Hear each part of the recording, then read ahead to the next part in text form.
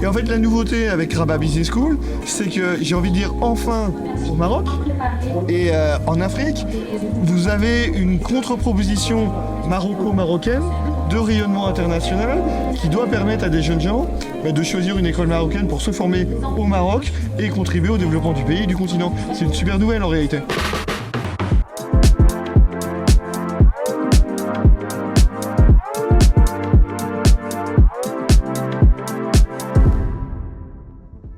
Bonjour et bienvenue sur Campus Talk, le podcast où l'on donne la parole aux grandes écoles et aux universités marocaines et internationales. Et pour ce numéro, j'ai le plaisir de recevoir Nicolas Arnaud. Nicolas, bonjour.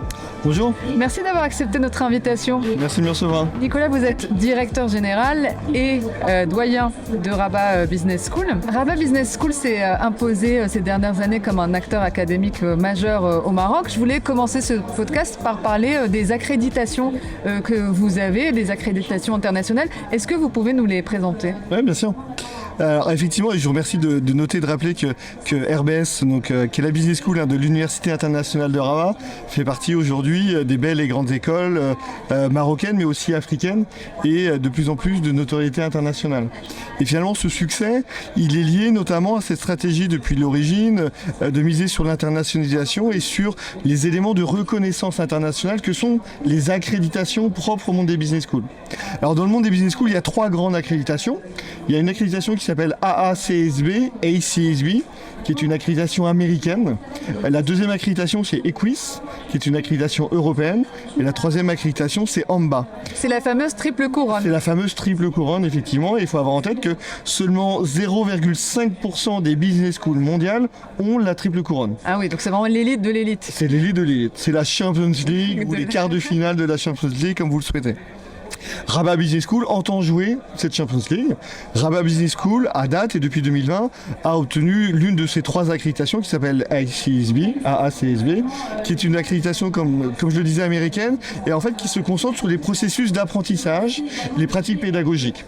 Finalement, c'est une norme qualité qui rassure, s'il y avait lieu de s'inquiéter, sur la dimension internationale, l'impact des formations et la qualité des formations suivies.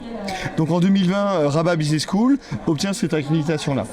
Depuis 2023, Rabat Business School est ce que l'on appelle éligible à l'accréditation EQUIS. C'est-à-dire qu'elle remplit les standards pour prétendre à cette accréditation. Quels sont ces standards ? Ces standards, ce sont des standards d'internationalisation, pourcentage d'étudiants internationaux. Ces standards, ce sont les internationaux professeurs au sein de la faculté, donc l'internationalisation de la faculté et l'internationalisation des programmes. Nos programmes sont-ils principalement délivrés en anglais ou pas ? Deuxième gros objectif et critère de EQUIS, c'est la production recherche. Il faut savoir que Rabat Business School, depuis 2022, est la première business school en Afrique en termes de production scientifique. Et pour venir du monde des écoles triple accréditées européennes, je peux vous dire que la production scientifique n'a rien à envier à quelques institutions bien établies, notamment en France, et triple accréditées depuis au moins 20 ans. Donc depuis 2023, l'école est éligible.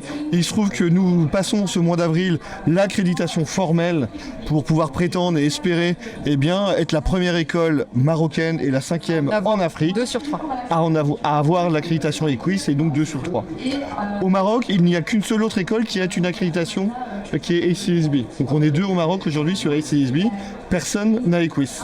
Et 4 seulement au niveau africain bénéficient d'EQUIS. Donc on espère, si tout va bien, en 2025, être la première école marocaine à bénéficier d'EQUIS. Et en 2026, on ira chercher AMBA pour accréditer notre programme MBA. Parce qu'en fait, cette accréditation ne concerne que les MBA. Alors, AMBA ne concerne que les MBA. EQUIS, c'est toute l'institution, et ACSB, c'est toute l'institution. Je parlais de la troisième. Donc voilà, en bas, c'est que MBA. Notre programme MBA est jeune, mais il est extrêmement prometteur. Et je me suis entretenu avec les représentants de l'AMBA courant janvier. On coche toutes les cases.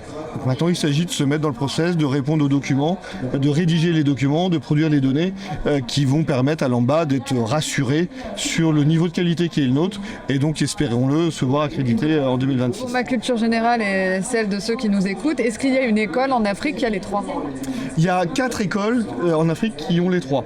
Vous avez 3 écoles en Afrique du Sud, relativement loin du Maroc si vous me l'autorisez, et une école en Égypte qui bénéficie également de cette triple accréditation. Il faut avoir en tête que ces écoles ont entre 50 et 120 ans. Rabat Business School et l'UR à 14 ans et demi. Donc c'est tout à fait extraordinaire, très sincèrement, ce qui a été fait ces dernières années au sein de l'UR et au sein de la Business School. Et je dois dire qu'en étant nommé depuis septembre dernier doyen de cette Business School, je récupère un héritage avec le travail des équipes qui sont encore là et le travail de mon prédécesseur. Un héritage tout à fait significatif et il me revient avec les équipes eh bien, de le transformer pour rentrer dans cette cour des triples accrédités. Est-ce que ça a un impact réel dans le choix des étudiants d'avoir ces 3 accréditations, puisqu'ils les connaissent, puisque vous leur avez parlé? C'est une vraie question. De l'Europe et de la France d'où je viens en particulier, c'est la norme. Le marché est acculturé à ces accréditations internationales et aujourd'hui, une école qui perdrait une accréditation a une incidence de marché direct. C'est comme un État avec les fameux organismes pour donner une note de notation. Voilà. C'est ça. Mais parce que le marché européen est acculturé depuis 25 ans à ce jeu des accréditations internationales. Au Maroc, ça ne fait que 6 ans qu'il y a une école qui bénéficie d'au moins l'une de ces accréditations. Donc on est sur une acculturation en cours et je peux vous assurer que quand on explique, et je vous remercie encore une fois de me poser la question, tout le sens de ces accréditations, naturellement ce marché marocain, africain, il va commencer à regarder cela. Quand vous regardez les écoles européennes qui sont implantées en Afrique avec des campus, ces écoles européennes, elles communiquent sur ces triples accréditations. Et en fait la nouveauté avec Rabat Business School, c'est que j'ai envie de dire enfin au Maroc et en Afrique, vous avez une contre-proposition maroco-marocaine de rayonnement international qui doit permettre à des jeunes gens de choisir une école marocaine pour se former au Maroc et contribuer au développement du pays et du continent. C'est une super nouvelle en réalité. Donc ce que vous me dites, c'est que pour l'instant, ça ne préside pas vraiment au choix des étudiants, mais ça commence. On le sent. Et plus on en parle, plus les gens comprennent. Et vous savez qu'en Rabat Business School, depuis 3 ans, est la seule école africaine dans le prestigieux classement du Financial Times des meilleurs masters en management, les gens le savent. Et même en Europe, les gens le savent, puisque depuis 3 ans, on a des candidats français, belges, allemands, britanniques, qui, fort de ce constat-là, rentrent dans nos programmes et candidatent dans nos programmes. Donc on est à l'aube d'une transformation très forte de l'enseignement supérieur marocain, n'en pas douter. J'en suis convaincu et j'avoue que je suis assez excité de pouvoir contribuer à ça. Parlons d'un label que vous connaissez bien, qui est un label marocain, le Top School in Morocco, qui a un ranking, un classement des meilleures écoles ici au Maroc. Et vous le connaissez puisque vous figurez dans le top tier 1, en tout cas du dernier classement. Qu'est-ce que cela veut dire pour vous? Est-ce que c'est important pour vous d'être dans ce classement et d'être a fortiori bien placé? Alors je vous remercie de rappeler, effectivement, on est très heureux de figurer dans le groupe des premières écoles finalement de business marocaines et présentes au Maroc. Il me semble que ça va dans le bon sens ces classements, même si des fois je peux être un peu critique, en tout cas dans mon ancienne vie en France sur les classements, parce que trop de classements rend la chose un peu discutable, mais je trouve que c'est une bonne chose que des classements se développent au Maroc pour classer les business schools. En fait, la spécificité de ce label dont je parlais, c'est le fait que c'est l'appréciation des DRH qui est le critère principal pour établir ce classement. Est-ce que le fait que les directeurs et directrices des ressources humaines, donc des gens qui sont insérés dans le marché de l'emploi, puissent donner leur appréciation, est-ce que c'est un plus ou c'est un moins? C'est clairement un plus. Par contre, si vous remettez un peu la chose en contexte, je vous disais que Rabat Business School a 14 ans et demi. Donc nos premiers diplômés sont sortis il y a 10 ans. Oui. Et par rapport à des institutions qui ont 30 ans, 40, 50 ans, forcément, vous voyez bien que vous avez des DRH en place qui sortent de ces mêmes écoles, plus anciennes. Et donc forcément, c'est là où je me permettais de dire qu'on peut discuter un peu la méthodologie. Mais je trouve ça très bien. Parmi les premiers. J'en suis ravi. Et c'est dire à quel point l'ascension de cette école va vite. Et en même temps, il me semble que ce serait intéressant d'ajouter d'autres critères. Parce que par exemple, quand sur campus à Rabat Business School, vous avez 22% des étudiants qui sont des étudiants non marocains, que la quasi-totalité des enseignements sont faits en anglais, que sur nos 70 enseignants-chercheurs, les 2/3 ne sont pas marocains, représentant plus de 22 nationalités, ça veut dire que quand vous êtes dans Rabat Business School, à Rabat, à l'UR, vous vivez en réalité une expérience internationale. Et ça, honnêtement, c'est tout à fait unique au Maroc, parce que j'ai fait mes leçons, j'ai fait mon benchmark, et c'est extrêmement rare à l'échelle internationale. Et c'est d'ailleurs de par ces quelques caractéristiques là rapidement évoquées, c'est pour ça que Rabat Business School a obtenu CSB il y a quelques années, et c'est pour ça qu'on a été rendu éligible pour Equis, et j'espère bien qu'on va transformer l'essai dans les mois qui viennent. Et puisque alors vous me tendez une perche pour parler de vos partenariats à l'international, quels sont-ils ? Qui sont vos partenaires à l'international ? Alors aujourd'hui, on a 110 partenaires à l'international sur tous les continents, avec une concentration globalement en Europe et en Amérique du Nord, parce qu'on sait bien que cette jeunesse marocaine, c'est là qu'elle se projette très majoritairement, même si on voit que la Corée du Sud et le Japon attirent de plus en plus, et on a des partenaires également là-bas. Sur nos 110 partenaires, 90% d'entre eux ont au moins l'une des accréditations que j'évoquais. D'accord.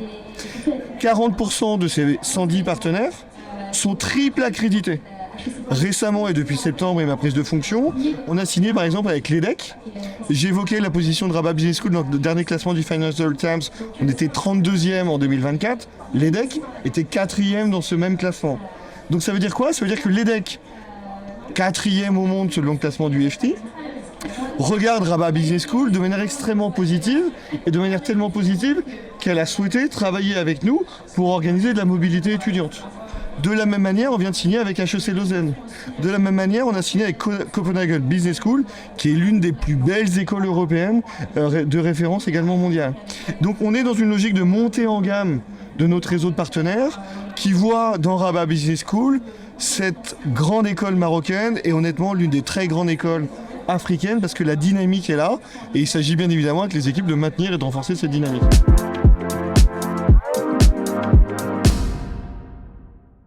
Par exemple, vous rentrez dans le programme IPM, qui est donc un programme bachelor en 3 ans, International Program in Management. Vous faites votre première année à Rabat, vous avez le choix entre démarrer et faire tout en anglais tout de suite, ou alors d'être dans un track dit standard, vous avez 30% en anglais la première année, 70% en anglais la deuxième année, et 100% en anglais la troisième année. En deuxième ou troisième année, vous pouvez partir faire un semestre d'études. Vous pouvez partir à l'EDEC, vous pouvez partir à HEC Montréal. Vous pouvez partir en Corée du Sud. Donc vous allez vivre une expérience internationale dans l'une des top écoles mondiales, ce qui est absolument incroyable en réalité.